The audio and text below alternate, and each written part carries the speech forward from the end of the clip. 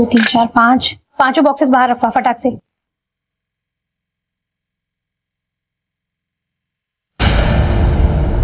अरे रोहन, ये बॉक्सेस वहां क्यों पड़े हैं? कब से रखे हैं वहां? टैग करना है, लेकर आओ। हाँ मैम, मैं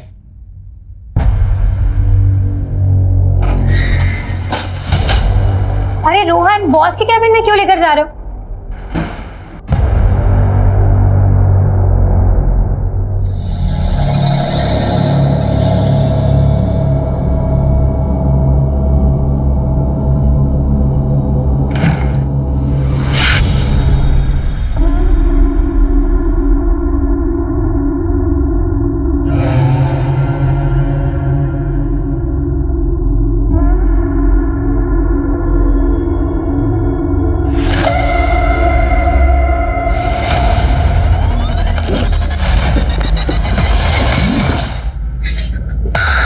क्या कर रही थी यहाँ?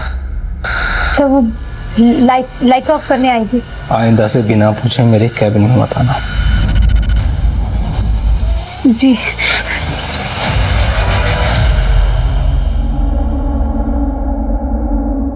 पल्लवी, तुम रो क्यों रही हो? जीजू, मैंने ऑफिस में ड्रग्स के पैकेट्स देखे। ड्रग्स? देखो, तुम ना इस समय बिल्कुल मत पढ़ना। तुम्हारा वो जो बॉस है ना प्रशांत, बहुत खतरनाक आदमी है। तुम ऐसा कुछ मत करना, मेरी मानो, कुछ मत करना तुम। मुझे बहुत डर लग रहा है जीजू।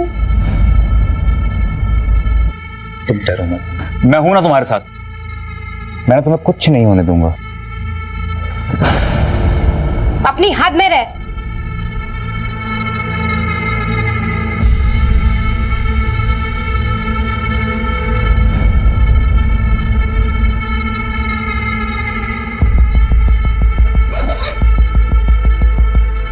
पल्लवी, ये कैसे कपड़े पहन के रखे हैं? ढंग के कपड़े नहीं पहन सकती? दीदी, मुझे समझ नहीं आता कि औरतों की ऐसी क्या मजबूरी होती है कि पति की इतनी बड़ी गलतियों को बस ऐसे ही इग्नोर कर देते हैं। ठीक है, छोटे कपड़े पहने, स्किन दिख रही है, का मतलब ये नहीं है कि इनविटेशन मिल गया कि चाहे जब आओ चांस मारो। अच्छा मेरी बात सुन, ये क्या कर रही है तू? मैं जा रही हूँ। कहाँ जा रही है? अपने एक दोस्त के यहाँ कुछ दिन वहीं रहूंगी और उसके बाद रेंट पर शिफ्ट हो जाऊंगी। सुन, ना तो तू कहीं जाएगी और ना ही अपने बॉस के खिलाफ कोई कंप्लेन करेगी। मैं जा रही हूँ और बाकी सामान बाद में लेकर जाऊंगी। आप सोचिए ना दीदी, जो आदमी आपके घर में रहकर आपकी बहन की इज्जत पे हाथ डाल सकता है, वो बाहर जाकर क्या कुछ नहीं करता होगा। अरे मैं तुम्हें छोड़ दूं कहीं? Thank you. क्या एटीट्यूड है इस लड़की में।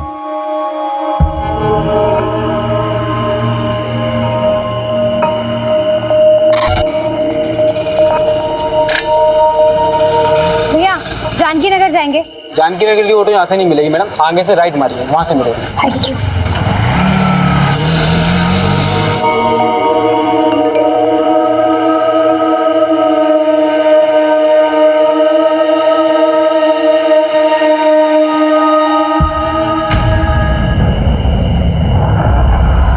जरा सी भी आवाज निकाली ना तो जान से मार डालूंगा। चलो, ये क्या हालत बना रखी है तूने अपनी?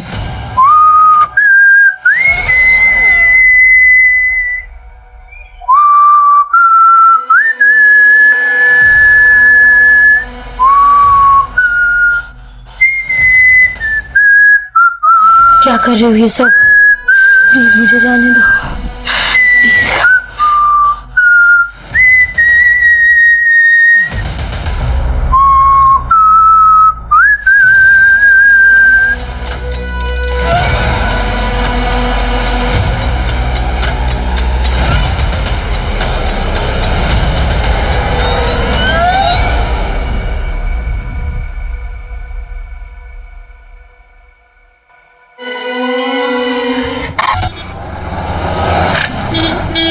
तू एक काम कर, जल्दी जा, जल्दी से अपना बैग रेडी करके आ। नगमा, इतनी देर लगा दी तुम लोगों ने। अरे क्या करेंगे, टेलर ने कपड़े ही नहीं सिले थे, बैठ के सिलाना पड़ा, वरना आयशा क्या पहनती।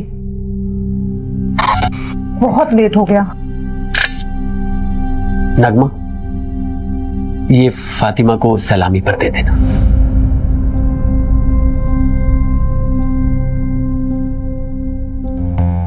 आमिर, ये तो बहुत महंगा लग रहा है, इसकी क्या जरूरत थी? हम उनको तोहफे में बहुत सारे कपड़े दे रहे हैं ना।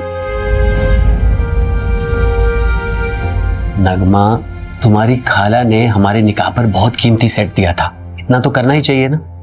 कम से कम तुम उनके ताने सुनने से बच जाओगी। आमिर, लेकिन आगे आयशा का बोर्ड का एग्जाम है, इतने सारे खर्चे हैं, और वैसे भी शादी में बहुत खर्चा हो चुका है। मैं मैनेज करूंगा, तुम टेंशन मत लो। उज्जैन जाना है कि नहीं जाना? चलो जल्दी करो।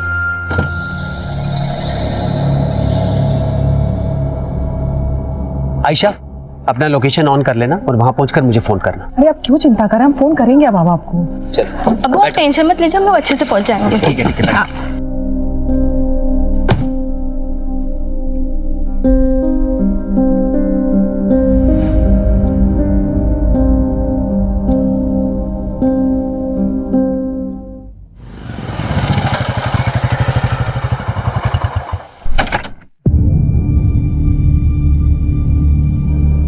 अर्जुन, कल से काम पर मत आना, आकर अपनी सैलरी ले लेना।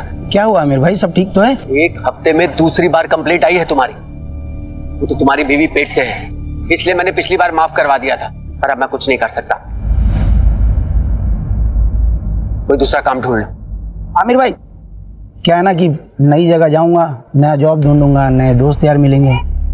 अब दोस्ती यार में थोड़ा पीना पाना तो हो गई, उस नशे के चक्कर में कभी आपके घर की असलियत निकल गई तो ना। अरे नहीं नहीं नहीं, नहीं, नहीं निकलेगी नहीं, बोलूंगा नहीं। इन क्या है, नशे में जबान पे काबू थोड़ी रहता।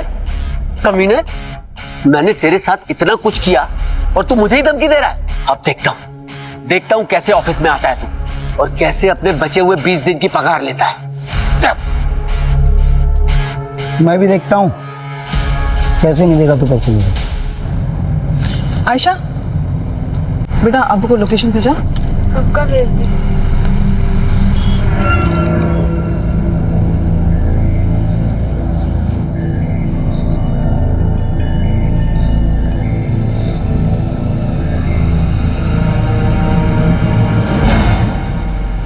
एक्सक्यूज मी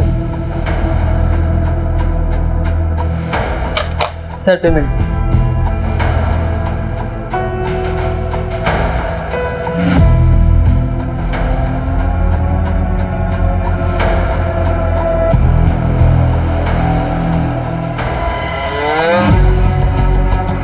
कैसी हो रोशनी?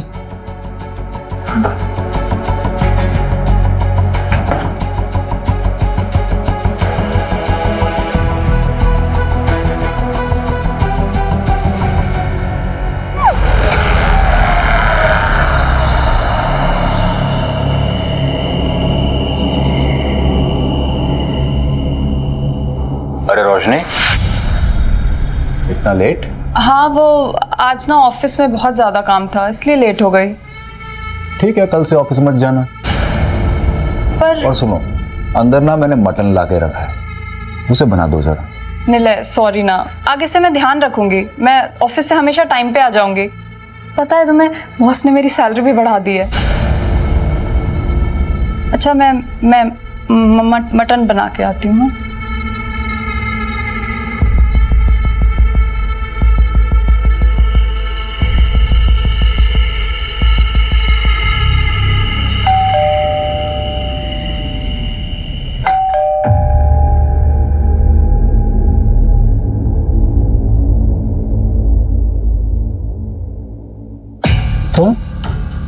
तुम्हारी हिम्मत कैसे हुई यहाँ आने की? यहीं रुको, मैं बताता हूँ तुम्हें। सर, आज सुबह ही बीवी नगमा और बेटी आयशा उज्जैन से लौटे हैं।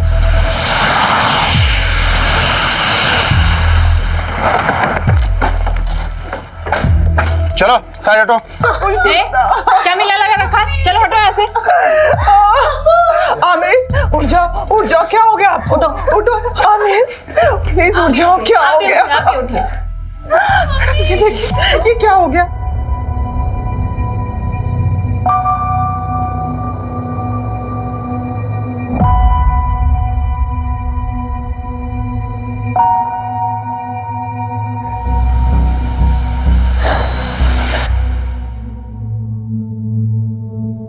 देखिए नगमा जी, मैं जानता हूं कि ये सही वक्त नहीं है, लेकिन इन्वेस्टिगेशन भी जरूरी है। आप हमें बता सकती हैं कि जब आप यहाँ वापस आई तो आपने सबसे पहले क्या देखा?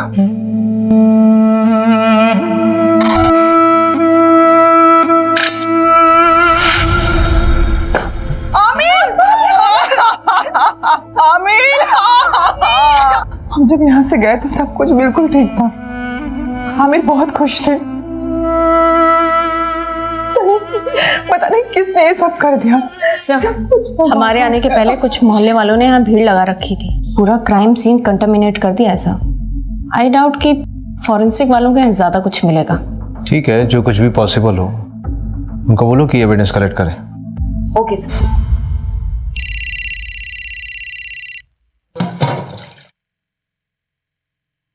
हेलो हेलो दीदी, दीदी प्लीज मुझे बचा लीजिए। नहीं मुझे नहीं पता मैं गाँव, पर प्लीज दीदी मुझे बचा लीजिए, वो मुझे मार देगा। कौन मार डालेगा पल्लवी? दीदी प्लीज प्लीज।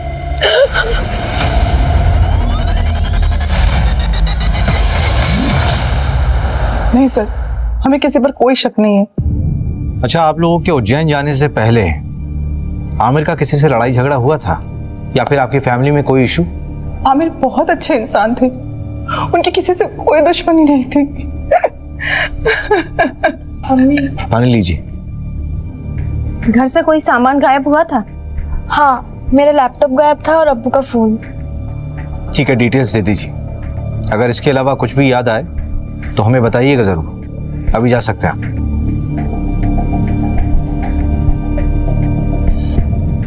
मंजू, इस आमिर का बैकग्राउंड निकालो। Okay sir. आखिर ऐसा कौन हो सकता है जो उससे इतनी नफरत करता हो?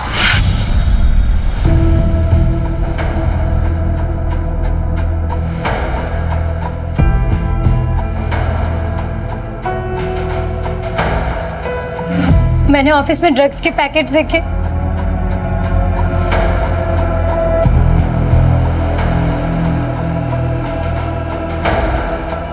रोशनी? आमिर, रोशनी तुम इतने सालों बाद कैसी हो? क्या बात है, कुछ परेशान लग रही है। सब ठीक तो है ना? आमिर मुझे तुम्हारी हेल्प चाहिए। हाँ हाँ बोलो। गुड मॉर्निंग सर, मैं रोशनी वर्मा जॉब इंटरव्यू के लिए आई हूँ। यस, कम इन। आमिर ने बताया था मुझे। फाइल? Yes sir.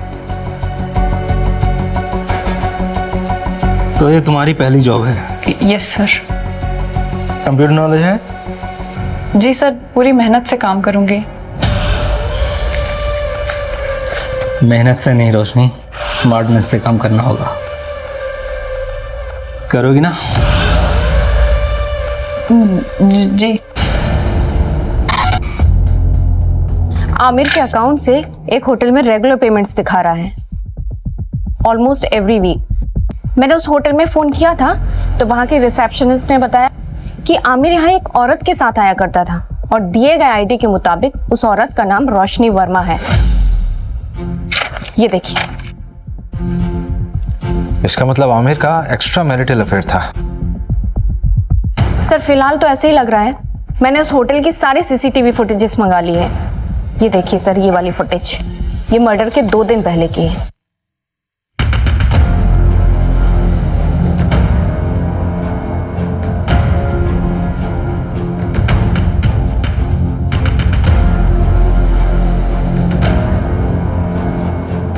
ये आदमी उसका पीछा कर रहा है।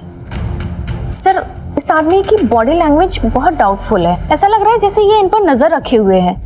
मैंने इसकी फोटो सर्कुलेट करवा दी है सर। गुड। हेलो। आमिर को उसकी बीवी ने मारा है।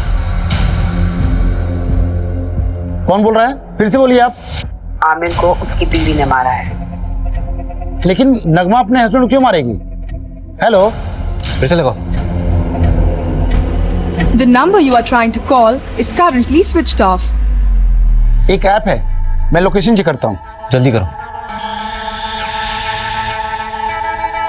लोकेशन जहांगीराबाद है। इसका मतलब कॉलर आमिर के एरिया से ही थी। सर नगमा को उठा ले क्या? नहीं, किसी रैंडम कॉल के बेस पे हम किसी भी विक्टिम की वाइफ को नहीं उठा सकते।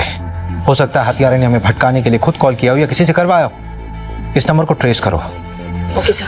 मर्डर से 2 दिन पहले नगमा के सारी मूवमेंट को ट्रैक करो।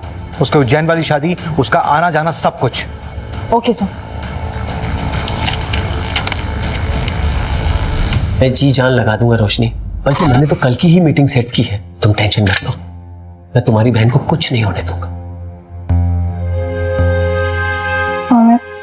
अपना ध्यान रखना। प्रशांत बहुत खतरनाक है। तुम मेरी फिक्र मत करो रोशनी।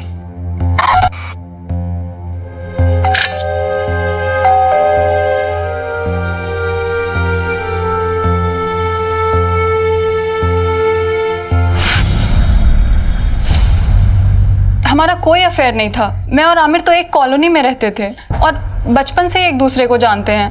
और वापस अभी 4-5 महीने पहले ही मेरी उससे मुलाकात हुई थी। ये चोट कैसे लगी? क्या हुआ है? कुछ नहीं मैम, वो किचन में काम करते टाइम लग गया। तुमने कहा कि आमिर सिर्फ तुम्हारा दोस्त था, बचपन का दोस्त, तो फिर होटल में क्यों मिलते थे? क्या हुआ रोशनी? ये पुलिस क्यों आई है? वो आमिर का मर्डर हुआ है, उसी सिलसिले में पूछताछ करने के लिए आए हम लोग। कौन आमिर? वो मेरी कंपनी में सिक्योरिटी एजेंसी का सुपरवाइजर था। हाँ तो ये तुमसे पूछताछ क्यों कर रहे हैं? देखिए ये वहां ना 9 से 6 जॉब करने जाती है, रिश्तेदारी निभाने नहीं। तुम कभी मिले हो आमिर से? अरे मैं क्यों मिलूंगा? आप लोग बात किसके बारे में कर रहे हैं मैं तो ये तक नहीं जानता। अच्छा, ये देखो, कुछ याद आया? चल आने चल। सर मैंने कुछ सब याद कराता हूँ, चल। अरे मेरी कोई गलती नहीं, मुझे क्यों लेके जा रहे हो? अरे मैंने कुछ नहीं किया, छोड़ो मुझे। सर मैंने आमिर का मर्डर नहीं किया है। अगर तूने आमिर का मर्डर नहीं किया तो तूने झूठ क्यों बोला कि तू आमिर को नहीं जानता? तो क्या सच बोलता? क्या आमिर मेरी बीवी के साथ होटल में जाता है? क्या करते आप लोग? सहानुभूति देकर छोड़ देते? नहीं ना। वैसे आमिर का मर्डर हुआ कभी है? 23 तारीख को। 23 तारीख को तो मैं यहाँ था ही नहीं, मैं तो इंदौर में था अपने दोस्त के यहाँ। चल नंबर बता तेरे दोस्त का। लिख लीजिए नंबर, लेकिन फोन नहीं लगेगा उसका। क्यों? क्योंकि वो दुबई चला गया है।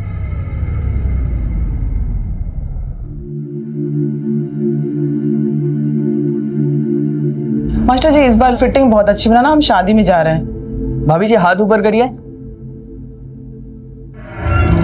काफी पतले हो गए। मास्टर जी आप भी ना। मास्टर जी इस काम के लिए कोई औरत नहीं मिलती आपको? आजकल फीमेल टेलर मिलती कहाँ है? इतने समय से हम कपड़े सिला रहे हैं, लेकिन हमारे मास्टर जी का हाथ कोई पकड़ नहीं सकता। हाँ हाँ वो तो मैं देख ही रहा हूँ। आपका काम हो गया हो तो अपना सामान उठाओ और निकलो यहाँ से। बोलने से पहले कुछ तो सोचा करो।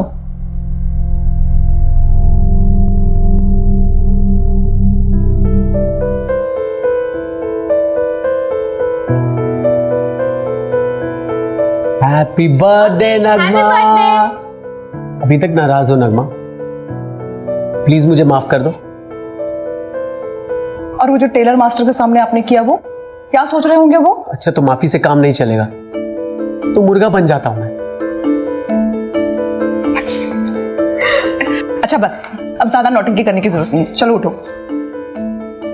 Happy birthday to you, happy birthday to you.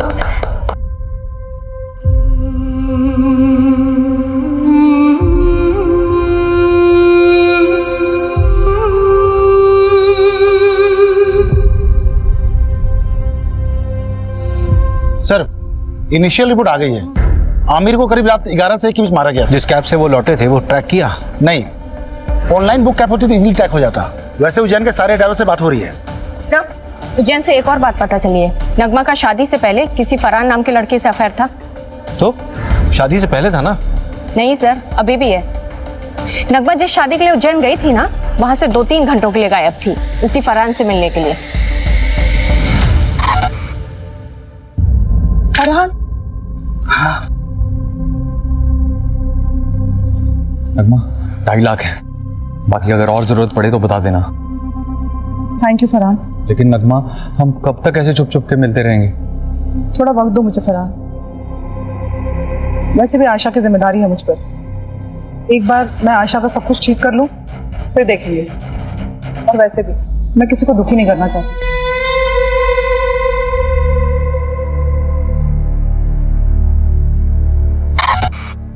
तो ठीक है, बैठ।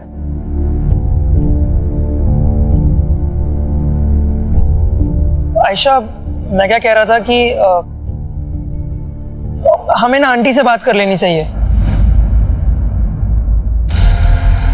देख अभी अब्बू तो नहीं रहे ना, और मेरे घर वाले भी उंगली उठाएंगे, तो उससे पहले हमें शादी कर लेनी चाहिए ना।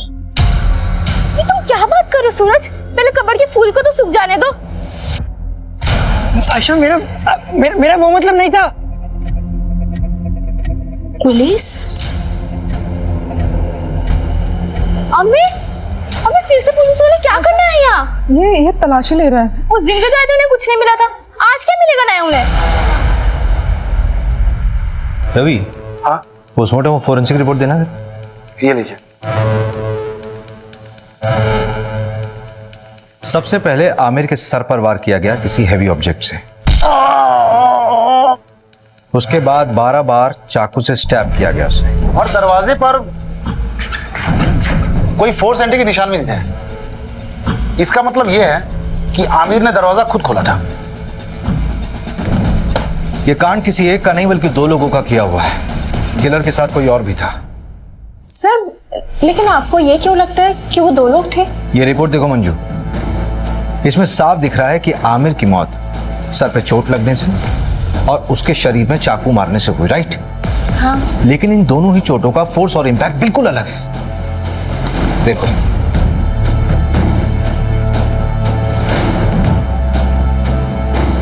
एक काम करो, इस घर की एक बार फिर से अच्छे से तलाशी लो। ठीक है।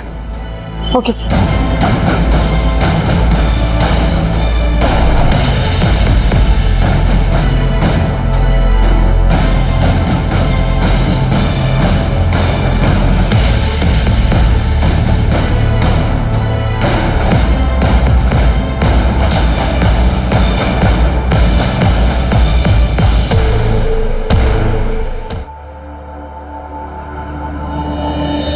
मैंने कुछ नहीं किया, आप मेरी बात तो सुनो। मैंने कोई खून नहीं किया। आयशा, आप नहीं मार सकती हैं। हम तो शादी में उलझन गए थे, अम्मी नहीं कर सकती हैं। आयशा, उन्होंने कुछ नहीं किया। मैडम, मैंने कुछ नहीं किया, मेरी बच्ची अकेली है।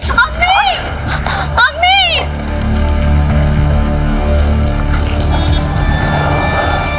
सर, ये नगमा तो अभी तक कुछ काम का बोली ही नहीं है। बोलेगी। एक बार चाकू की फोरेंसिक रिपोर्ट तो आने दो। आखिर ये चाकू उसी के घर से बरामद हुआ था ना, उसी की अलमारी से। Yes sir.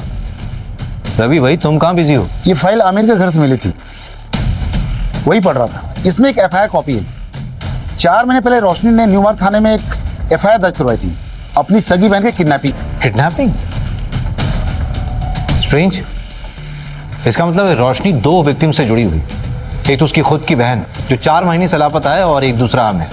लेकिन सबसे बड़ा सवाल ये उठ रहा है रवि कि ये फाइल आमिर के पास क्या कर रही थी? अजीब तो है।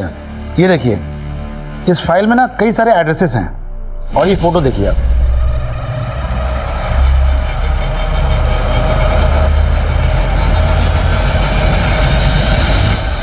रवि, कहीं उस कॉलर के बोलने पे हम बहुत अलग तो नहीं जा रहे?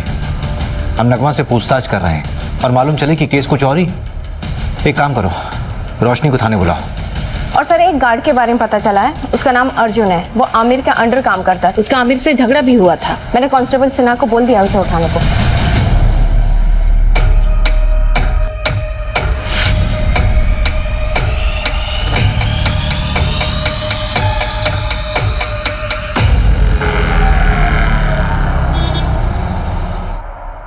सर, मैं सच कह रहा हूँ, मैंने कुछ नहीं किया, मैंने किसी को नहीं मारा है। हाँ, आमिर से गुस्सा जरूर था क्योंकि वो नौकरी से निकालने की बात कर रहा था, और उसके मर्डर के बाद मुझे किसी ने नहीं बोला कि काम पे वापस मत आओ। हाँ, मेरा फायदा जरूर हुआ है, पर मैंने किसी को नहीं मारा है सर। ये तो तोते की तरह खुद ही सब कुछ बोल रहा है। हाँ सर, वो हमारे साथ का ही था। बस सुपरवाइजर बनने के बाद उसको अचानक बहुत गुस्सा आने लगा। हर छोटी छोटी बात पे चिढ़ जाता था। तेरे मुंह से ही पहली बार सुन रहा हूँ कि आमिर को गुस्सा आता था। हाँ सर, आप चाहे तो वो आयशा के बॉयफ्रेंड सूरज, हाँ सूरज से भी पूछ सकते हैं। मैंने ही पकड़ा था उन दोनों को मार्केट में, और आमिर को खबर देके मैंने ही बुलाया था। यार, मजहबी लड़के के साथ घूमती है। ये आजादी दी थी मैंने तुझे। मेरे नीचे काम करने वाला अर्जुन ये मुझे फोन करके बताता है कि अपनी बेटी को संभाल लो। क्या इज्जत रह गई? सर हम शादी करना चाहते हैं सर। सर मैं प्यार करता हूँ इसमें सर। आज के बाद इसके साथ नजर आया ना तो जान से मार दूंगा तुझे। सर प्लीज भाग यहाँ से। पल्लवी के लिए मैं कहाँ कहाँ नहीं भागी सर, पर किसी ने मेरी मदद नहीं की। सिर्फ आमिर मेरी मदद कर रहा था। पल्लवी की कोई दोस्त थी जहां वो गई थी, उसका नाम या पता मालूम चल सकता है? पता नहीं। उस दिन पल्लवी ने मेरे किसी मैसेज का रिप्लाई नहीं किया। मुझे लगा शायद गुस्सा है इसलिए नहीं किया। फिर अचानक एक दिन कॉल आई और तब मुझे पता चला कि वो किडनैप हुई है। पर प्लीज दीदी मुझे बचा लीजिए, वो मुझे मार देगा। मुझे पता है सर, ये सब उस प्रशांत का किया धरा है। मेहनत से नहीं रोशनी, स्मार्टनेस से काम करना होगा। नाम के लिए तो उसकी एक कुरियर एजेंसी है, लेकिन असली पैसा ड्रग्स बेच के कमाता है। कुरियर बॉक्सेस में ड्रग्स डाला जाता है और लोगों को कुरियर की तरह डिलीवर किया जाता है। और क्योंकि ये सब लोकल डिलीवरी होती है इसलिए कभी चेकिंग में भी नहीं आता। पल्लवी ने ड्रग्स देख लिया था। सब मेरी गलती है सर, मुझे उसे अकेले जाने ही नहीं देना चाहिए था। मेरी मदद तो पुलिस ने भी नहीं की। प्रशांत का नाम तक नहीं लिखा एफआईआर में। उल्टा मुझसे कहने लगे कि तुम्हारी बहन किसी के साथ भाग गई होगी। हम ढूंढेंगे उसे, इट्स अ प्रॉमिस। तो जब हम तुम्हारे घर आए थे तब क्यों नहीं बताया था ये सब? आमिर, ये देखो, किसी बैंक का अकाउंट नंबर है, SRV बैंक। रोशनी, ये स्विट्जरलैंड का बैंक है। एक मिनट, डायरी जहां से उठाई है वहीं रख दो।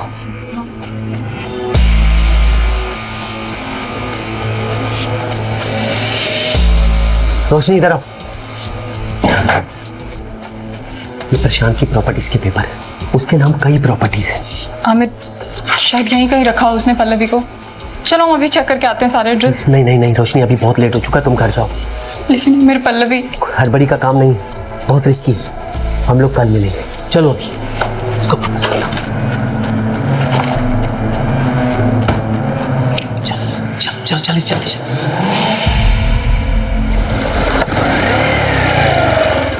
रोशनी, मैंने 3 प्रॉपर्टीज देखी हैं जो काफी टाइम से खाली पड़ी है। उनमें से एक ही है। चलो पहले ये चेक कर लेते हैं।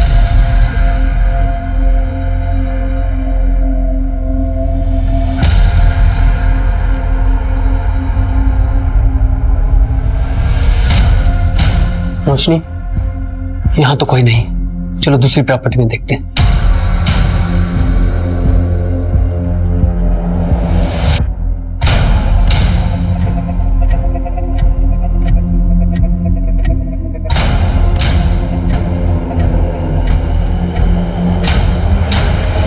रोशनी, ये जगह सेफ नहीं है।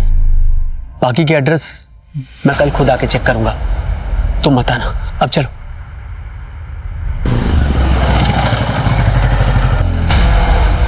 रोशनी, तुम टेंशन मत लो, मैं पल्लवी को ढूंढ लूंगा।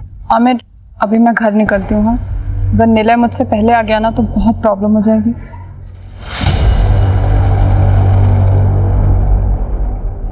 मैं बहुत डर गई थी, शायद प्रशांत को सब पता चल गया था। और पल्लवी तो अभी भी उसके कब्जे में है। आमिर को भी उसने मरवा दिया। सब मेरी वजह से हुआ है। वो प्रशांत कुछ भी कर सकता है। पता नहीं अब पल्लवी मुझे कभी मिलेगी भी या नहीं। आमिर के अलावा तो किसी को नहीं पड़ी थी उसे ढूंढने की। हम ढूंढेंगे उसे, इट्स अ प्रॉमिस। आप चिंता मत कीजिए, आप जाइए, पल्लवी को ढूंढना हमारी जिम्मेदारी है।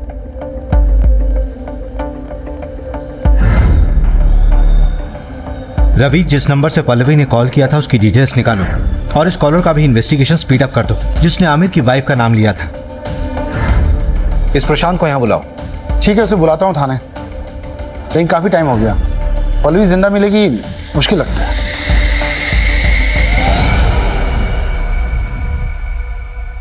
और इंस्पेक्टर साहब, बीवी बच्चे कैसे हैं आपके? बहुत अच्छे। अच्छे रहे तो कितना अच्छा है ना? धमकी दे रहा? अरे नहीं नहीं नहीं इंस्पेक्टर साहब, ऐसा आप कैसे कर सकता हूँ? आप बताइए क्या सेवा कर सकता हूँ आपकी? आमिर को जानता है? हाँ, हमारे यहाँ की सिक्योरिटी का सुपरवाइजर था, लेकिन सुना है बहुत बुरी तरह से मर्डर हुआ है उसका। किसने किया है? पल्लवी को जानता है? जी हाँ, हमारे यहाँ काम करती थी डेटा एंट्री ऑपरेटर का। फिर अचानक उसने जॉब छोड़ दी। उसने मारा आमिर को। ज्यादा स्मार्ट बनने की जरूरत नहीं है, सीधे सीधे बता कि तुझे कब पता चला कि आमिर तुझे इन्वेस्टिगेट कर रहा था। आमिर के लिए मैं भगवान था, वो मुझे इन्वेस्टिगेट क्यों करेगा? ऐसा कौन सा भगवान वाला काम किया आपने? उसकी बेटी का अबॉर्शन करवाना था, उसके लिए पैसे और सीक्रेट डॉक्टर का नंबर मैंने ही दिया था। डॉक्टर का कॉन्टैक्ट नंबर? हाँ बिल्कुल, आप भी जाइए, आपकी भी प्रॉब्लम है ना, वो भी सॉल्व कर देगा वो। ज्यादा बकवास नहीं। हाँ, लेडीज हैं आप, और हम लेडीज की इज्जत करते हैं, इसीलिए एक गुस्ताखी माफ कर देते हैं, वरना क्या बोल, क्या करेगा? मंजू मंजू मंजू,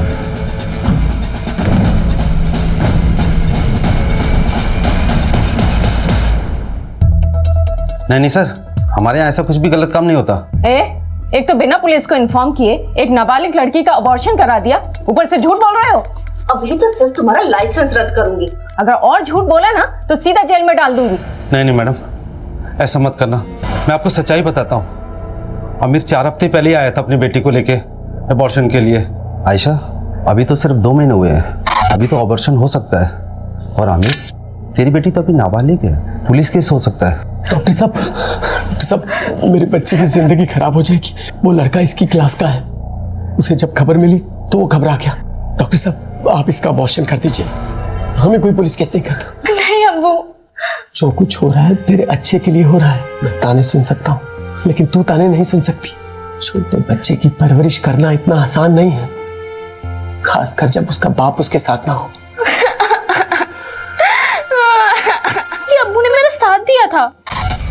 तुम्हारा अबॉर्शन हुआ तो डेफिनेटली तुम्हें सूरज से भी मिलने से रोका गया होगा। तो क्या इन सारी बातों को लेकर सूरज गुस्सा था क्या आमिर से? देखिए, ना सूरज ने अब्बू को मारा है और ना अम्मी ने अब्बू को मारा है। आप शुरू से गलत इन्वेस्टिगेट कर रहे हो।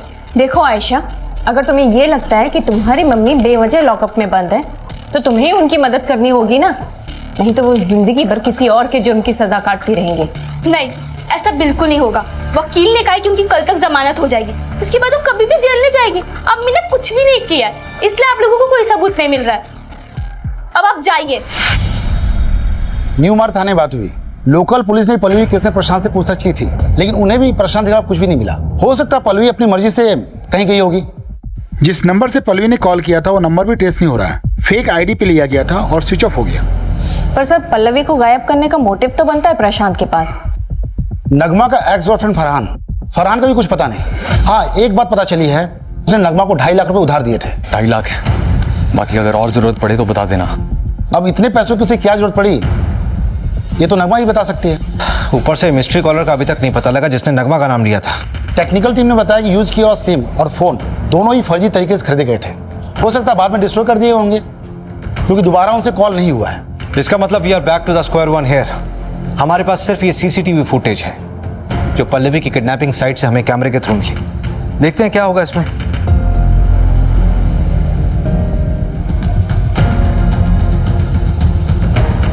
इन दोनों ऑटो वालों से भी न्यू मार्ग पुलिस ने बात की थी। पल्लवी ने यहीं पे उन 2 ऑटो वालों से बात की थी। इसी कैमरे का फुटेज देखा था ना हमने। हाँ, फुटेज के मुताबिक पल्लवी ने यहां से राइट लिया हो, लेकिन आगे तो कॉलोनी का एंड हो रहा है, आगे का पूरा रास्ता सुनसान है। पल्लवी यहां से कहां गई होगी? यहाँ से सीधे कुछ दूरी पर एक बंद बड़ी फैक्ट्री है जो अब खंडर बन चुकी है। वहां चलकर देखें क्या? सर,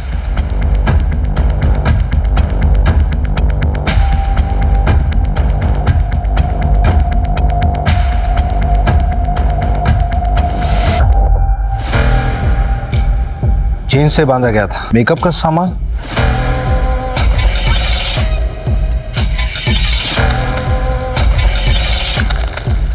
ये न्यूज़पेपर 3 हफ्ता पुराना है, इसका मतलब कम से कम 3 हफ्ता पहले कोई यहाँ होगा। कहीं किडनैपर्स ने पल्लवी को यहाँ तो नहीं रखा होगा। सबसे पहले तो ये पता करो कि प्रॉपर्टी किसके नाम पे है। ठीक है, जल्दी।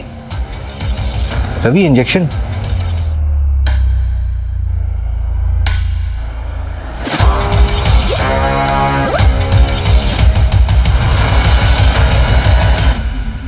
सर, इनकी बेल हो गई।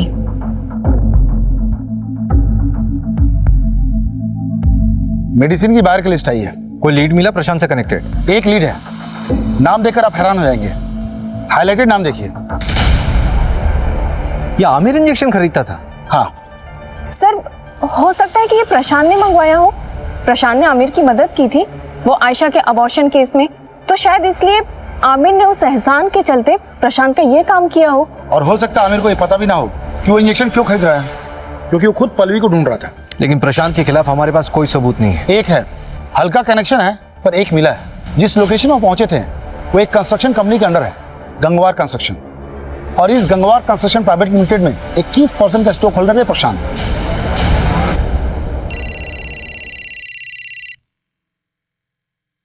हेलो,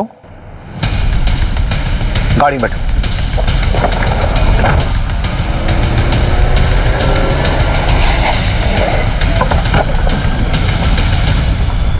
किधर?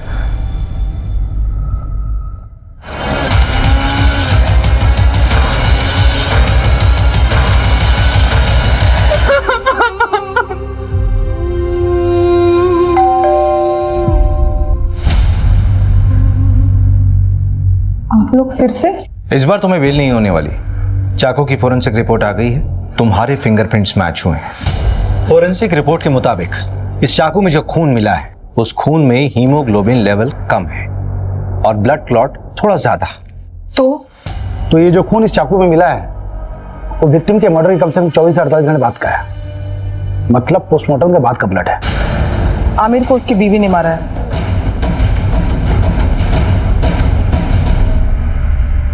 मैं अपना जुर्म कबूल करती हूँ, मैंने ही आमिर को मारा है। झूठ बोल रही हो तुम नगमा। मर्डर रात के 11 बजे से 1 बजे के बीच में हुआ। रात के 10 बजे तो तुम देवास टोल क्रॉस कर रही थी और रात के 2 बजे सीहोर टोल। इसका मतलब ये हुआ कि जब मर्डर हुआ उस वक्त तुम रास्ते में थी और करीब 3:30 बजे तुम घर पर वापस लौटी।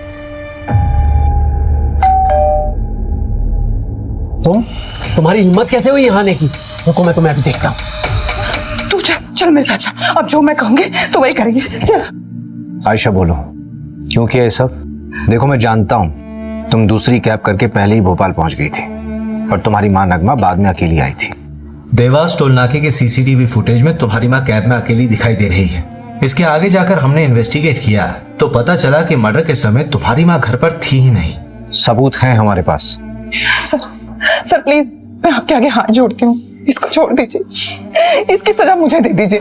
ये अभी बहुत छोटी है, इसकी पूरी जिंदगी बर्बाद हो जाएगी। आयशा, मैं तुमसे पूछ रहा हूँ, बोलो क्यों किया तुमने ऐसा?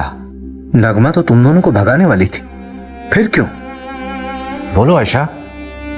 क्योंकि मैं नहीं भाग पा रही थी। कैसे चली जाती मैं?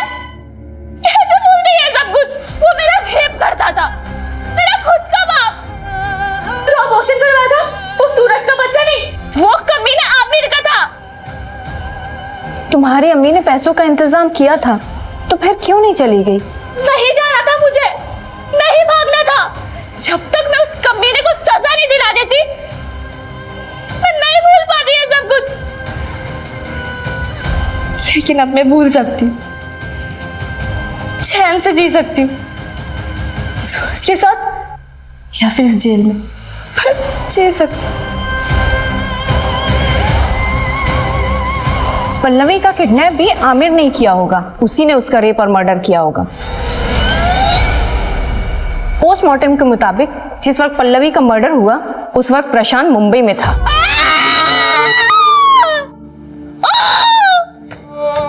जिस तरह से इस केस में आरोपी खुद इस केस का सबसे बड़ा पीड़ित साबित हुआ है और पीड़ित इस समाज का सबसे बड़ा दरिंदा, उसको देखते हुए इस केस को रेयर ऑफ द रेयरेस्ट की श्रेणी में रखना गलत नहीं होगा। सारे सबूतों के बिना पर आमिर मलिक मर्डर केस में ये juvenile justice board Ayesha Malik को 3 महीने की सजा सुनाती है और इस दौरान वो जमानत की अर्जी भी लगा सकती है। सब inspector Sandeep Gawai, PSI at Belkadi police station. Sir वो टॉपर थे स्टाफ सिलेक्शन में, ईमानदार एंड ऑनेस्ट मैन। बॉडी कब मिली? सकाळी 7:30 के आसपास। सुनसान सड़क थी सर। लोकल पुलिस का कहना है कि हिट एंड रन केस हो सकता है। हिट एंड रन है या कुछ और, इसका पता हम लगाएंगे सुधार। हो सकता है जो उन्हें 6 दिख रहा हो असल में वो 9 हो। उनके सीनियर से पता चला है वो काफी आइडियल पर्सन थे। कहीं पढ़ा था sir, ideal is not a real. जैसे अभी आपने बताया ना वो 6 और 9 के बारे में। फिर भी एक पुलिस वाले को कोई क्यों मारेगा? वही पता लगाना है रश्मि। अरे आप हमें रोक क्यों रही हैं? क्या हुआ है यहाँ? साहिब तो जाना। सर बताइए यहाँ पे क्या हो रहा है? सर बताइए यहाँ पे क्या हो रहा है? पीछे हटिए, पीछे हटिए, पीछे हटिए। चलिए पीछे हटिए। रुको, देखिए मैं पत्रकार तो हूँ नहीं जो यहाँ वहाँ की बातें सुन के स्टेटमेंट बना दूँ। पुलिस वाला हूँ, अभी अभी आया हूँ, जांच करूंगा, उसके बाद ही कुछ कहूंगा। रवि साहब, ये है Vijay Sharma. Hello sir, sub inspector Rashmi आणि API सिद्धार्थ। काय वाटतं नितीन? सर विश्वास बसत नहीं है, हमारा तो पूरा डिपार्टमेंट शॉक है। आज सवेरे कुछ बच्चे लोग यहाँ खेलने आए थे, उन्होंने इन्फॉर्म किया। सर देखने में तो ये हिट एंड रन का केस लगता है, और वहाँ वो टायर के निशान देखे तो लगता है सर कोई मीडियम साइज का ट्रक या तो फिर टेम्पो होगा।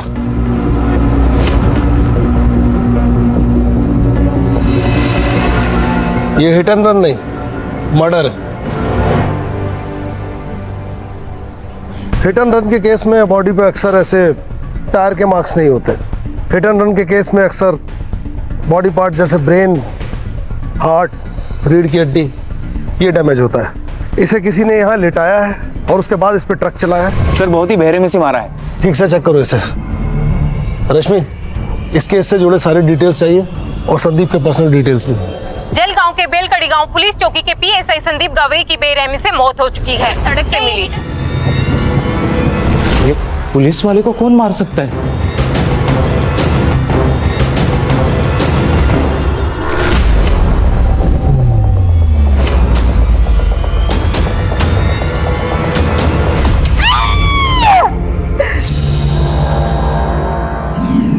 सर, संदीप की माँ ये मानने को तैयार ही नहीं है कि संदीप की मौत हो चुकी है। कैसे मानेगी सर? संदीप के सिवा उसका दुनिया में कोई नहीं था। अगले हफ्ते संदीप की शादी थी। नितिन सर, शादी में सिर्फ लड्डू खाने मत आना, 2 दिन पहले सब काम करने के लिए आना है। हो काकू, पक्का आऊंगा, नक्की। काकू बोल के मस्का मत लगाओ। आना है मतलब आना है। ये देखो मेरा बेटा आ गया। आप लोग नहीं आएंगे ना तो ये शादी के फेरे भी नहीं लेगा। तू यहाँ भी शुरू हो गई। अरे नितिन सर सॉरी, आप प्लीज तू चल घरी। अरे मी नाही बोलत होते नितिन सर, हळदीला पण यायचं। अरे मला सांगू दे, असं काय करतो तू? संदीप ऐसे किसी केस में इन्वेस्टिगेशन कर रहा था जिसमें उसकी जान को खतरा हो? नहीं सर, पर हाँ वो प्राइवेटली कुछ ढूंढ रहा था, उसके बारे में मुझे कुछ नहीं पता।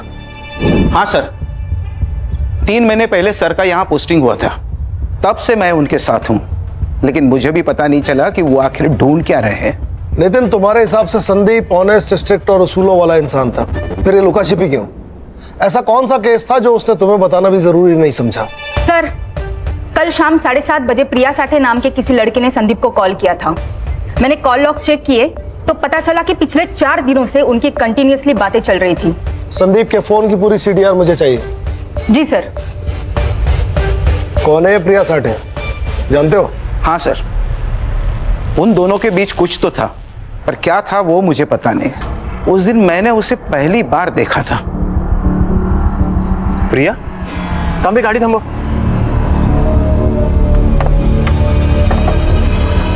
प्रिया,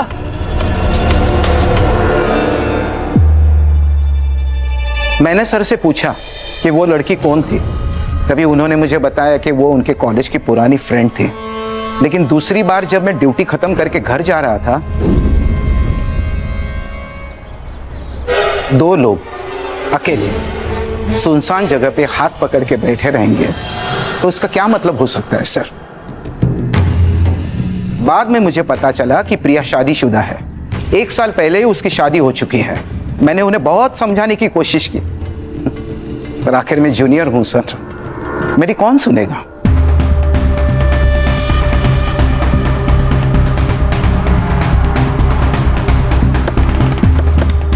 तुम्हारा संदीप के साथ क्या रिश्ता था? हम कॉलेज के दोस्त थे। कॉलेज के बाद किसी से कांटेक्ट नहीं था। हम दोनों भी अभी कुछ हफ्तों पहले ही मिले थे। तुम्हारे पति को पता है तुम्हारे और संदीप के बारे में? नहीं, मैंने उन्हें कभी नहीं बताया। क्यों? क्योंकि मुझे जरूरी नहीं लगा। संदीप और मैं दोस्त है, इससे आप लोगों को क्या प्रॉब्लम है? मैडम, जब दोस्त का मर्डर हो जाएगा तो सवाल उठेंगे और प्रॉब्लम भी होगी। लेकिन मुझ पर क्यों? हो सकता है कि आप दोनों का रिश्ता दोस्त से बढ़कर था और आप दोनों के इस रिश्ते के बारे में आपके पति मकरंद को इस बात का पता चल गया और उसने गुस्से में आकर संदीप का खून कर दिया। ये आप क्या बोल रहे हो? धोखा अक्सर मतलब पूरा होने के बाद ही दिया जाता है। ऐसा कौन सा मकसद था मैडम जो संदीप ने पूरा कर दिया था? बंद कीजिए ड्रामा। संदीप मेरे भाई की तरह था। तो आपके ये भाई साहब के बारे में आपके पतिदेव को आपने क्यों कुछ नहीं बताया? क्यों सब छुपा के रखा? म्हणजे काहीतरी होतच ना। ऐसा कुछ नहीं है। मकरंद से मैं प्यार करती हूँ और हम दोनों खुश हैं। करता क्या है ये मकरंद? जी, उनका दाल चावल का होलसेल का बिजनेस है और उसी सिलसिले में उनका जलगांव जाना होता है। मोबाइल नंबर दीजिए उनका। सर मुझे तो लव ट्रायंगल की बू आ रही है। लव ट्रायंगल में किसी एक का मरना तय है, ये तो इतिहास में लिखा हुआ है। सुतार, इस मकरंद और संदीप के बारे में सारी डिटेल पता करो, और रश्मि प्रिया के बारे में सब पता करके बताओ। सर, ये प्रिया तो डॉक्टर राजा आठवले की बेटी है। कौन है डॉक्टर राजा आठवले? सर, कहने को तो ये डॉक्टर है, लेकिन लोग इसे देव मानुस कहते हैं। पार्टी एक्टिविस्ट है, लोगों की काफी मदद करता है, लेकिन सर पुलिस से इसकी नहीं बनती, क्योंकि इन्हें हर पुलिस वाला बिका हुआ और करप्ट लगता है।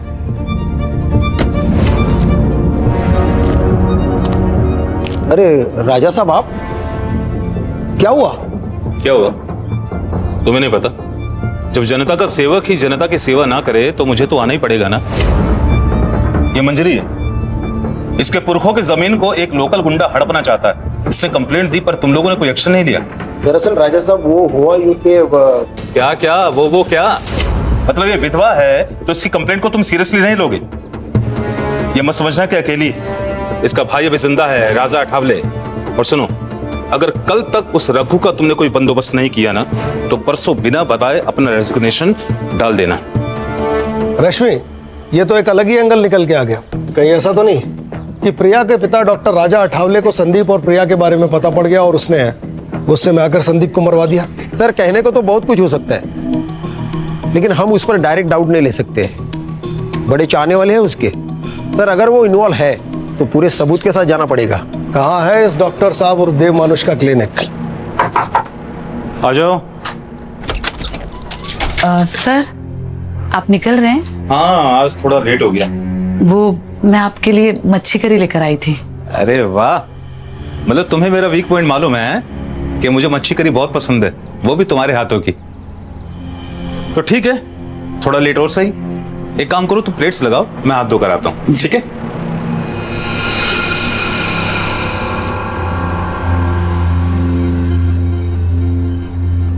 अरे वाह, खुशबू तो बहुत अच्छी आ रही है।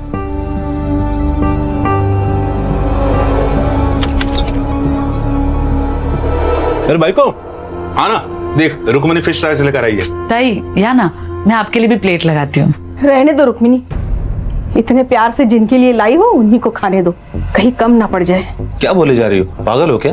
आप क्यों भूल जाते हैं कि आपका एक घर है, बीवी है, परिवार है जो आपके लिए वेट कर रहा है, पर आप हमारी परवाह किए बगैर यहाँ एक पराई औरत के साथ खाना खा रहे हैं। सर, मैं आती हूँ।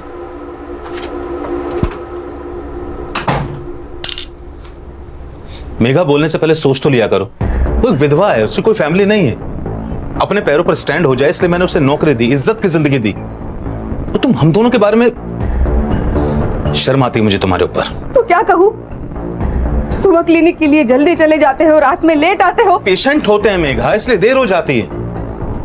गंद भरा है तुम्हारे दिमाग में, निकालो से बाहर।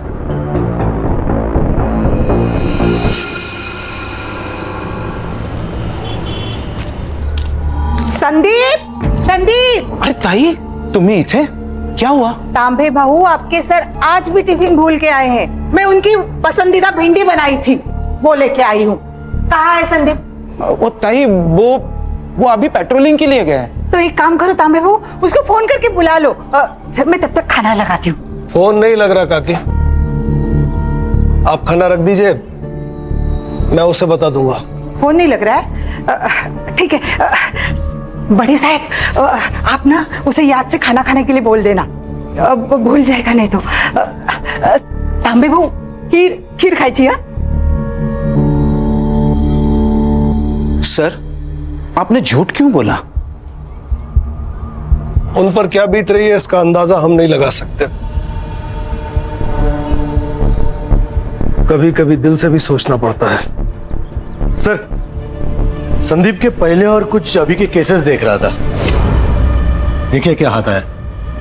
देव मानुस ने मेरा बलात्कार किया है। किसने की है कंप्लेंट? सर, वो तो मालूम नहीं, क्योंकि ये कंप्लेंट शिकायत पेटी में पड़ी थी, लेकिन जिस औरत ने ये कंप्लेंट की वो सामने आई ही नहीं। संदीप सर ही इस केस का इन्वेस्टिगेशन कर रहे थे। राजा साहब को छोड़ दो। अरे उन्होंने कुछ नहीं किया। क्या कहा? किसी ने मेरे खिलाफ रेप की कंप्लेंट की? हाँ। अच्छा, एक काम कीजिए, जिससे कंप्लेंट की है उसको यहाँ पुलिस स्टेशन में अभी बुलाइए। सच का सच और झूठ का झूठ सब क्लियर हो जाएगा। देखिए हम उसे यहाँ नहीं बुला सकते। सर बाहर बहुत सारी औरतें आई है, नारे लगा रही है, धमकी दे रही है, इन्हें छोड़ने के लिए कह रही है। सर मुझे डर लग रहा है कहीं वो औरतें अंदर ना आ जाए। छोड़ो छोड़ो, राजा साहब को छोड़ दो, उन्होंने कुछ नहीं किया है। ऑफिसर, मेरे पति को सब लोग देव मानुस कहते हैं और आप उन्हीं पर गलत इल्जाम लगा रहे हैं। देखिए मैं सिर्फ अपना काम कर रहा हूँ, इनके खिलाफ कंप्लेन आई है तो इंक्वायरी के लिए इन्हें यहाँ बुलाना पड़ा। इंस्पेक्टर साहब बिल्कुल सही कह रहे हैं, तुम सभी लोग बाहर जाओ, चलो बाहर जाओ, चलो। इंस्पेक्टर साहब पूछिए, आपको जो कुछ पूछना है। पूछताछ हुई पर कुछ हाथ नहीं लगा। जिस लड़के ने कंप्लेंट की थी वो सामने आई ही नहीं और फिर केस बंद हो गया। क्या करें सर, इस शहर के आधे लोग डर की वजह से कंप्लेंट ही नहीं करते। ये भी तो हो सकता है कि तुम जिससे डर कह रहे हो हालात वही हो। लेकिन सर ये भी तो हो सकता है कि वो कंप्लेंट ही झूठी हो। मेरा मतलब है हर अच्छा काम करने वाले आदमी के दुश्मन भी बहुत सारे होंगे। और सर आजकल तो हर कोई लड़की ये कहती है कि मेरा रेप हुआ है। क्या बात कर रहे हो सिद्धार्थ, कोई लड़की ऐसा झूठ नहीं बोल सकती, उसके लिए बहुत बड़ी बात है। रश्मि मैडम, फेक एलिगेशंस के कितने केस आते हैं हमारे पास, और इन लड़कियों के फेक एलिगेशंस की वजह से कितने ही लड़कों की जिंदगी बर्बाद होते हुए देखी मैंने अपनी आंखों से। इसका मतलब है हर लड़की झूठी है? मैंने ये तो नहीं कहा ना, मैंने तो बस इतना कहा कि हर लड़की सच्ची नहीं होती बस। देखो तुम ज्यादा बस साला हर जगह शुरू हो जाते हो। जब से इंक्वायरी शुरू हुई है तब से इस देव मानुस का नाम दूसरी बार आया है। इसकी और इसके फैमिली की पूरी कुंडली चाहिए मुझे। यस सर, ये लो। वाओ, कैसे लगे? बहुत खूबसूरत है बाबा। अभी कहाँ खूबसूरत, ये दिखाओ।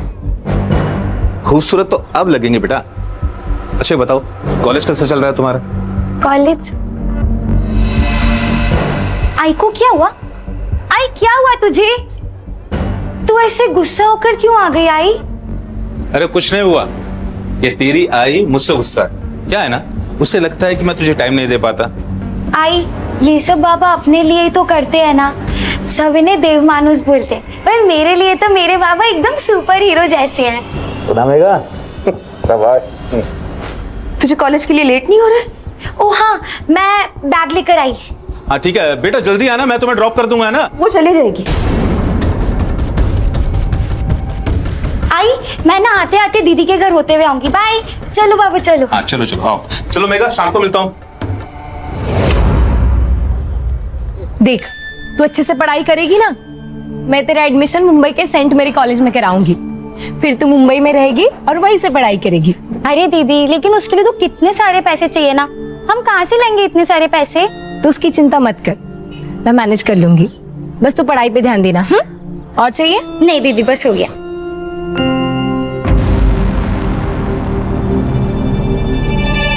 ये कंगन कब खरीदे? ये तो मुझे आज सुबह ही बाबा ने दिए। कितने खूबसूरत है ना। निकाल कर फेंक दे। यहाँ हर चीज की कीमत चुकानी पड़ती है नीतू, बिना मतलब के यहाँ कोई किसी के लिए कुछ भी नहीं करता। दीदी वो बाबा है हमारे सौतेले। और मैं इतना गुस्सा क्यों कर रही हूँ ना, तेरी माँ से जाके पूछ। मुझे किसी से कुछ नहीं पूछना, तू जलती है मुझसे क्योंकि बाबा ने तुझे कुछ गिफ्ट नहीं दिया, मुझे कंगन दिए, इसलिए जा रही हूँ मैं। नीतू, नीतू बात सुन मेरी। नीतू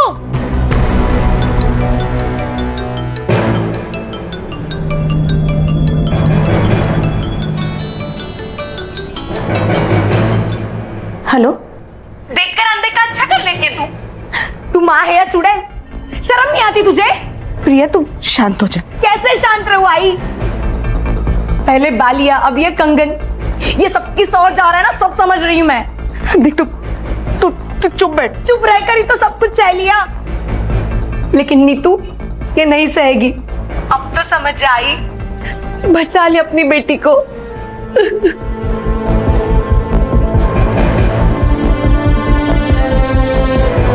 सर पोस्टमार्टम रिपोर्ट के अनुसार संदीप की मौत रात को 11 से 3 बजे के बीच हुई। एक्सीडेंट? नहीं सर आपने बिल्कुल ठीक कहा था, यहाँ सर के पीछे वार किया गया था सर, और सर बेहोशी की हालत में उसके ऊपर ट्रक चलाया गया।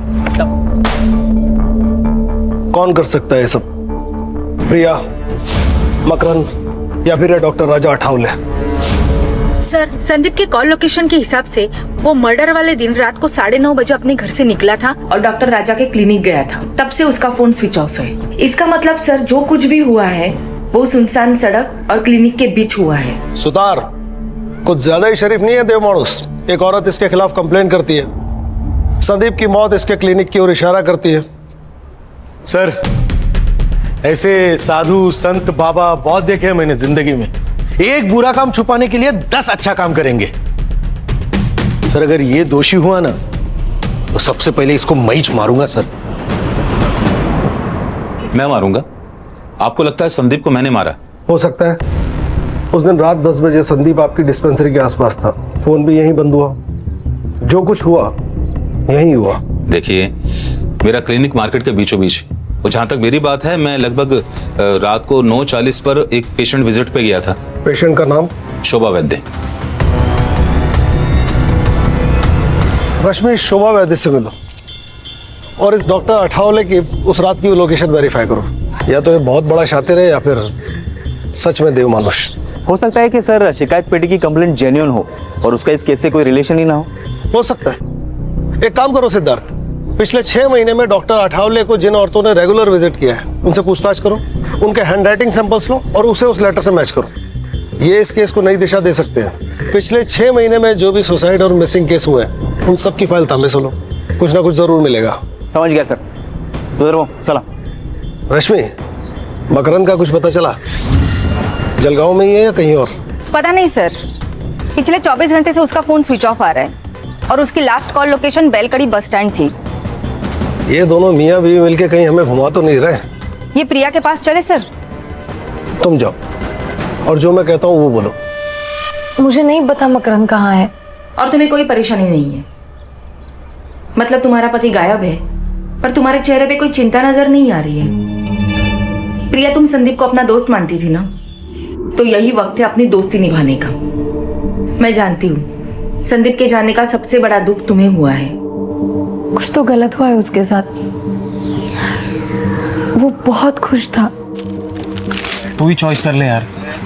संदीप, मैंने सिर्फ उसकी फोटो देखी है, मैं तुम्हें सजेस्ट कर सकती हूँ। चॉइस तो तुम्हें ही करना पड़ेगा। हम एक काम करते हैं, ये तीनों ले लेते हैं। अच्छा, इतना प्यार? अभी से इतना प्यार करोगे ना तो तुम्हारी बीवी तुम्हें जोरू का गुलाम बना के रखेगी। संदीप एकदम परफेक्ट पति था, जैसा हर लड़की चाहती है। क्या तुम्हारे और मकरंद के बीच में कोई प्रॉब्लम्स थे? मुझे ऐसा लग रहा है कि तुम मकरंद के साथ खुश नहीं थी। बोलो प्रिया, मैं यहाँ तुम्हारी मदद करने आई हूँ। हमारी शादी को 1 साल हो चुका था। मकरंद बच्चे के लिए एकदम डेस्परेट हो गया था। एक दिन हम डॉक्टर के पास चले गए तो पता चला कि प्रॉब्लम मुझ में है, मैं उसे बच्चा नहीं दे सकती थी। उसी दौरान संदीप की पोस्टिंग यहाँ पर हो गई थी। उसे मैं अपने सारे प्रॉब्लम्स बताती थी, लेकिन मैं जानती थी कि मकरंद इस बात को नहीं समझेगा, इसलिए संदीप के बारे में मैंने उसे कभी कुछ नहीं बताया। संदीप का मर्डर और मकरंद का गायब होना, इसमें कुछ तो कनेक्शन हो सकता है प्रिया। तुम जानती हो मकरंद कहाँ हो सकता है? मकरंद का हमेशा जलगांव आना जाना होता है। वहां पर उसका जो दोस्त है अजित देशमुख, शायद उसे कुछ पता हो। देखो सर, इन दोनों की हैंडराइटिंग भी मैच नहीं हो रही। सर, मेरी उत्तरा बीमारी से तंग आ गई थी सर। रात रात भर रोती थी, उसे जीना ही नहीं था, इसलिए उसने खुदकुशी कर ली। उत्तरा राजा अठौली की पेशेंट थी, हो सकता है कि बात कुछ और हो। 1 मिनट, आप राजा साहब पर शक कर रहे हो? अरे देव मानुस है वो। मैं आज जो स्कूल में क्लर्क की जॉब कर रहा हूं ना, उनकी वजह से मुझे और उत्तरा को हमारे बुरे समय से उन्होंने निकाला था। देखिए सर, मुझे इस बारे में आपसे कोई बात नहीं करनी, आप प्लीज जाइए। मेरे पति को मरे बहुत साल हो गए सर। ये कौन सा एप्लीकेशन फॉर्म है? क्या है ना मैडम, हम ग्राम पंचायत से आए हैं। वो क्या है ना, सरकारी कामकाज रहता है तो रोज नए नए फॉर्म, नए नए कागज लगते रहते हैं। बस अब हाँ, आप बस ये फॉर्म भर कर दीजिएगा, बाकी हम लोग देख लेंगे। हाँ, ये लीजिए। बस ये लीजिए।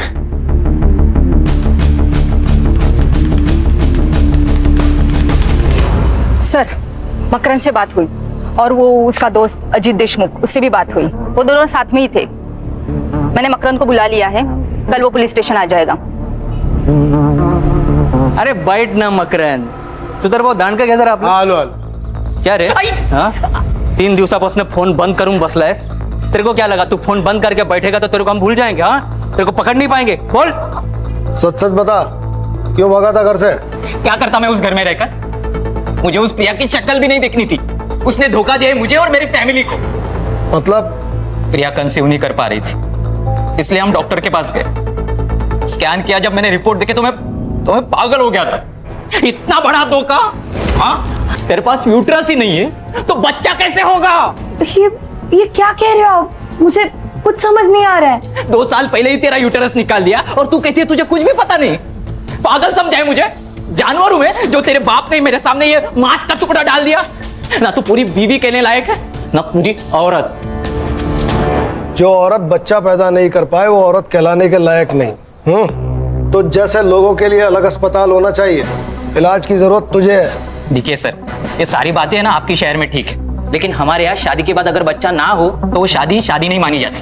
अच्छा, तो अधूरी शादी को पूरा करने के लिए अफेयर किया तूने? क्या बकवास कर रहे हो आप? ये सब अरे सर रहने दीजिए, अरे मैं देखता हूँ ना इसे। अरे बकना आगे और उसके बाद उल्टा जवाब दिया ना, समझ लेना। बताता हूँ। प्रिया से दूर रहने के लिए मैं मेरे दोस्त अजीत के पास सातारा में रहने गया। वहां मेरी मुलाकात अजीत की बहन कविता से हुई। हम दोनों एक दूसरे से प्यार करने लगे और हमने शादी करने का फैसला किया। मुझे प्रिया से और प्रिया की फैमिली से कोई दुश्मनी नहीं है, बस मुझे खुश रहना है। तू जानता था संदीप और प्रिया की दोस्ती के बारे में? अगर मुझे उन दोनों पर शक होता तो सबसे पहले मैं प्रिया को मार देता, संदीप को नहीं, क्योंकि प्रिया ने मुझे फंसाया है, संदीप ने नहीं। अगर उन दोनों में कुछ होता भी ना तो सबसे बड़ी खुशी मुझे होती। जान तो छुट्टी उस प्रिया से। ठीक है, जा। और सुन, कितना भी जरूरी काम हो, बेल कड़ी छोड़ के जाने की गलती मत करना। ठीक है सर। मकरंद सच कह रहा है।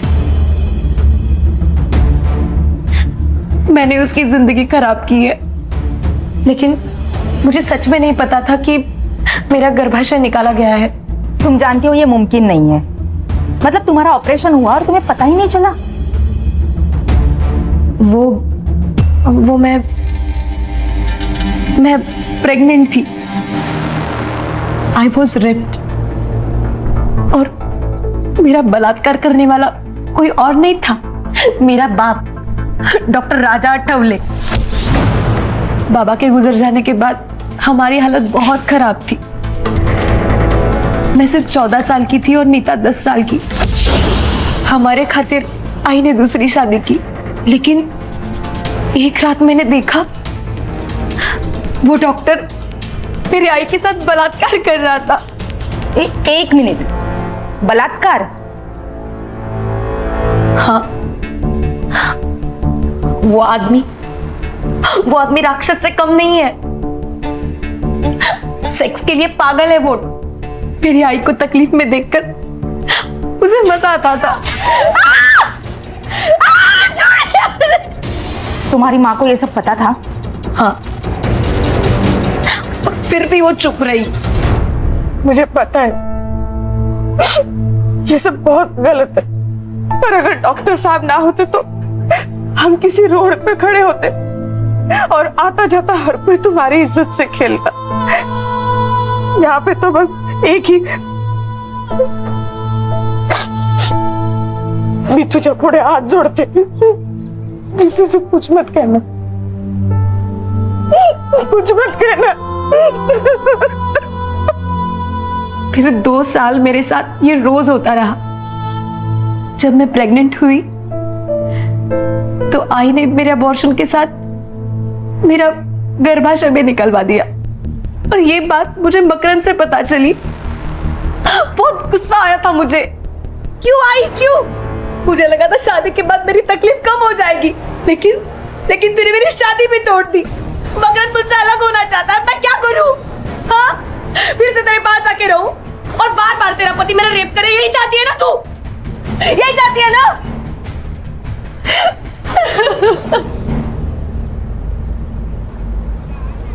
कोई साथ में नहीं था मैडम, किसको बताती? तभी मेरी मुलाकात संदीप से हुई। मैं उसे सब कुछ बताती थी, उसी के सामने रोती थी। चुप रहकर कुछ नहीं मिलेगा प्रिया, तुम्हें बोलना पड़ेगा। सब खत्म हो जाएगा संदीप। तो अब क्या ठीक चल रहा है प्रिया? देखो, अगर तुम ऑफिशियल रेप की कंप्लेन नहीं डालोगे तो मुझे ये केस अपने हिसाब से हैंडल करना पड़ेगा। कुछ भी हो जाए, मैं तुम्हें इंसाफ दिलवा कर ही रहूंगा।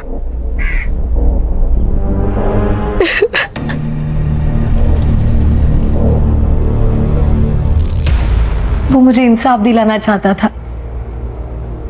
इसके पहले ही संदीप कुछ करता, किसी ने डॉक्टर के खिलाफ रेप की कंप्लेंट शिकायत पेटी में डाल दी, केस फाइल हुआ, लेकिन हुआ कुछ नहीं। इसलिए मैंने उसको सब सच सच बता दिया। डॉक्टर राजा आठवले असल में डॉक्टर है ही नहीं। आई ने मुझे बताया था कि वो सतारा में लैब टेक्नीशियन था।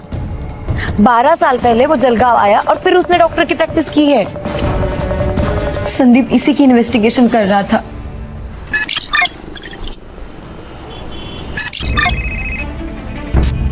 हाँ बोलो सुतार। सर शिकायत पेटी की हैंडराइटिंग मैच हो गई सर। किसके साथ? शोभा वैद्य, जिससे मिलने उस रात राजा आठवले गया था। कभी कभी ऐसे लगता है कि मैं उसे ये बात नहीं बताती तो शायद आज संदीप जिंदा होता। ये सब कुछ मेरी वजह से ही हुआ है।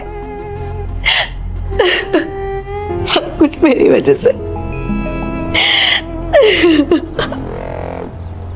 सही थे सर, आप बहुत शातिर कौवा है ये। साधूच्या वेशात राक्षस है। अब इस राक्षस के उद्धार का वक्त आ गया सुतार। पक्के सबूत जुटाओ इसके खिलाफ, फिर निकालेंगे इसकी बारात पूरे शहर में। सुतार पता लगाओ अभी इसका टारगेट कौन है, किसका इलाज चल रहा है वहां फिलहाल। रश्मि, अगर संदीप को यह पता था कि यह डॉक्टर फेक है तो उसने इसके खिलाफ मेडिकल काउंसिल में कांटेक्ट किया होगा। पता लगाओ। Yes sir. हैंडराइटिंग के बारे में कुछ पता चला? अपने हैंडराइटिंग एक्सपर्ट उस पर काम कर रहे हैं, वो भी मिल जाएगी सर। टाइम नहीं है। अगर सबूत मिलने से पहले डॉक्टर गायब हो गया तुम सबको गायब कर दूंगा। आप लोग यह सब गप्पे मार रहे हैं, मेरी बेटी की शादी है। तांबे बहू, ये मिठाई पूरे पुलिस स्टेशन को बांट दो। बड़े साहब नमस्कार, मेरे संदीप की शादी का कार्ड है, लीजिए। पूरे परिवार के साथ आना है, कोई भी बहाना नहीं चलेगा। नितिन साहब, एक दिन पूरे पुलिस स्टेशन को छुट्टी, और एक दिन पुलिस स्टेशन को छुट्टी दी तो कोई पहाड़ नहीं टूटने वाला। आप सब लोग ना शादी में आना। और संदीप भी ना कहाँ चला गया पता नहीं, सारे काम मुझे करने पड़ रहे। साधना तू पड़ेगा लगना ला। सर ये कुछ ज्यादा ही नहीं हो रहा है सर। इनके दिमाग से वो सदमा निकालना होगा, नहीं तो बेचारी सारी जिंदगी भर संदीप का इंतजार करती रहेगी वो।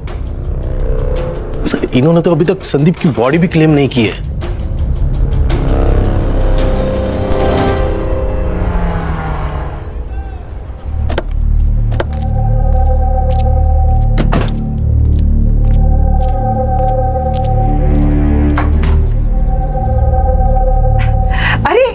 आप सब लोग आ गए, बहुत सारे काम पड़े हैं।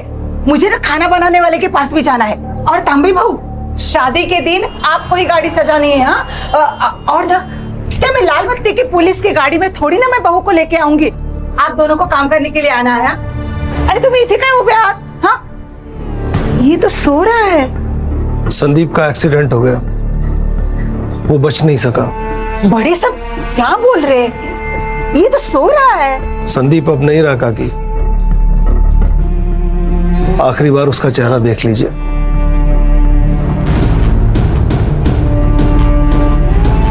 किसी के खोने का दर्द क्या होता है ये मैं अच्छी तरह जानता हूं।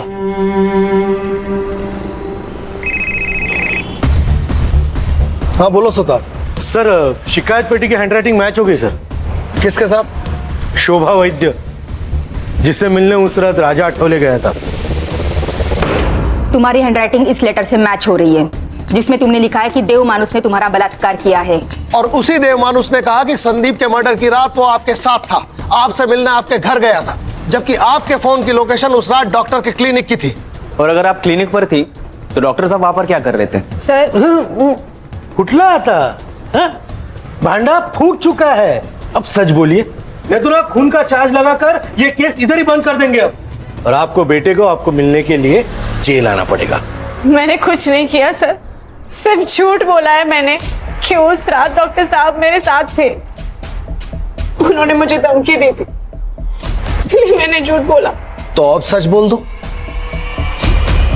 एक दिन मेरी तबीयत खराब हो गई थी, मैं डॉक्टर साहब के पास गई। बस सब ठीक, अब तुम्हें आराम ही आराम मिलेगा।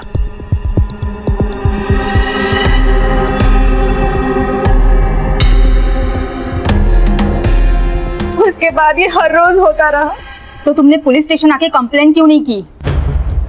हमारी हालत बहुत खराब थी, मैं खाने तक को पैसे नहीं थे। डॉक्टर साहब आते, मुझे पैसे देते थे, और उसके बाद मुझे अपने आप से घिन आने लगी। मुझे ये सब बंद करना था सर, इसीलिए मैंने शिकायत पेटी में चिट्ठी डाल दी। तो जब पुलिस आपके दरवाजे आई तो सच क्यों नहीं बोला? डर गई थी सर मैं कि अगले दिन अगर डॉक्टर साहब छूट के आ जाते वो मुझे भी मार डालते। मुझे भी? मतलब? उस रात डॉक्टर साहब ने मुझे क्लिनिक बुलाया था, वहां संदीप सर भी आए थे। डॉक्टर का धर्म होता है जिंदगी देना, जिंदगी लेना नहीं। पर ये तू नहीं समझ पाएगा क्योंकि तू डॉक्टर है ही नहीं। इंक्वायरी की है मैंने तेरी, ये जो डिग्रियां लटकाई हुई है ना, सब फेक है। कौन यकीन करेगा रे तेरा? देव माणूस है मैं, देव माणूस। दफा यहां से, तेरा पैसा पहुंच जाएगा स्टेशन में। उसका यूट्रस निकाल दिया ताकि वो फिर से प्रेग्नेंट ना हो पाए। तू देव मानुस नहीं है, तू राक्षस है, राक्षस।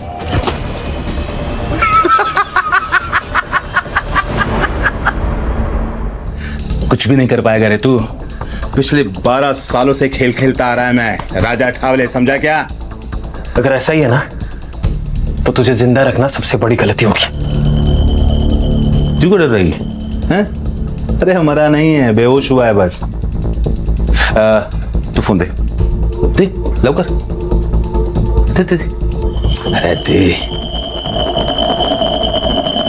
हाँ सुन, राजा बोल रहा हूं। किसको कॉल किया था उसने? किसको कॉल किया था? पता नहीं, पर बाद में बोला कि घर जाओ, और जब सुबह न्यूज देखा तो पता चला उन्होंने संदीप सर को मार दिया था।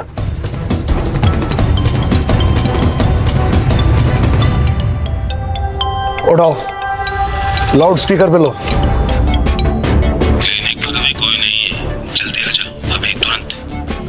चलो उठा के लाते हैं इस देव मानुस को। सर इसको ना मैं ही मारूंगा।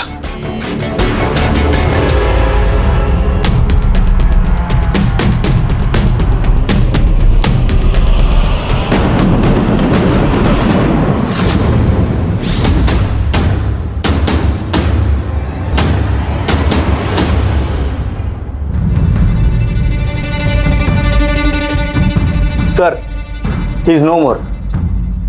सर लगता है गला घोट के मारा है। अब इसे किसने मार दिया? हर चीज जगह पर है। इसे जिसने मारा है वो जानता था कि शोभा के बयान के हिसाब से संदीप को इन्हीं में से किसी एक ट्रॉफी से मारा गया है। इन ट्रॉफीज को फॉरेंसिक के लिए भेजो Sutar. Yes sir. Sir Raja ने शोभा को कॉल किया था और उसके 2 मिनट बाद इस सेल पर और एक फोन आया था। किसका? मकरंद का। हेलो, ओके ठीक है सर। ये देखिए, राजा ने उस रात शोभा के फोन से मकरंद के दोस्त अजित को कॉल किया था। इस मकरंद के फोन को ट्रेस पे डालो।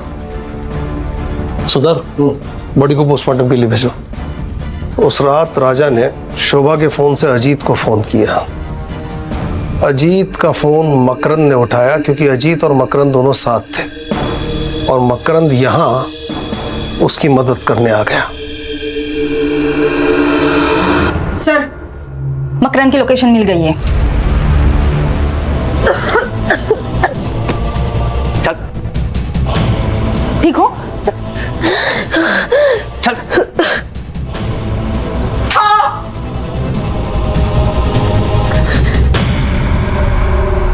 वो कड़साड़ी बोल तो गया था पटापट।